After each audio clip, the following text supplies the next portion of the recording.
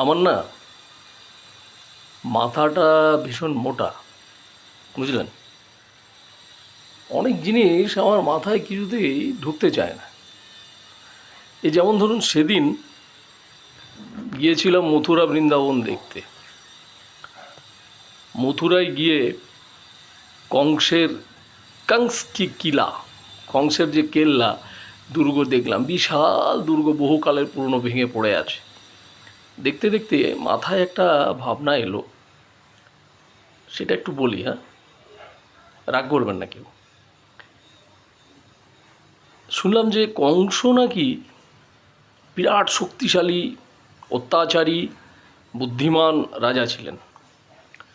তো তিনি দৈববাণী শুনেছিলেন যে তার বোন দেবকীর গর্ভে অষ্টম সন্তান জন্ম নেবে এবং সেই অষ্টম সন্তান তাকে হত্যা করবে। এত বড় শক্তিশালী রাজা, যেই শুনলেন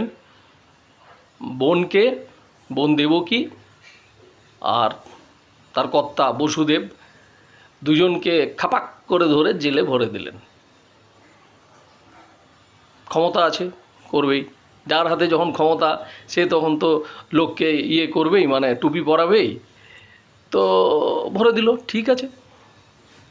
আচ্ছা, এত বড় তোর কেল্লা, তুই যখন জেলে ভরলি, তুই তো দুটো জেলে দুজনকে রাখতে পারতিস, তাই না? এত বুদ্ধিমান তুই, তাও করলি না। আরে তুই পাশাপাশি দুটো ছেলেও তো দুজনকে বন্দি রাখতে পারতিস, তাও করলি না। একটা ছেলে দুজনকে রেখে দিলি, এটা কীরকম কাণ্ড হলো?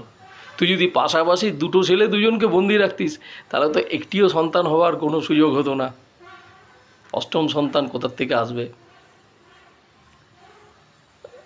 ঢুকছে না, মাথায় ঢুকছে না যে এরকম একটা ভুল। এত বুদ্ধিমান রাজা, এত অত্যাচারী, এত শক্তিশালী রাজা কি করে করে? বলুন, মাথায় এলো ব্যাপারটা, তাই একটু শেয়ার করলাম। ভগবান কৃষ্ণ, রাধে রাধে, রাধে রাধে। মানে কেউ এটাকে অন্যভাবে নেবেন না, কিন্তু জোক ইজ জোক।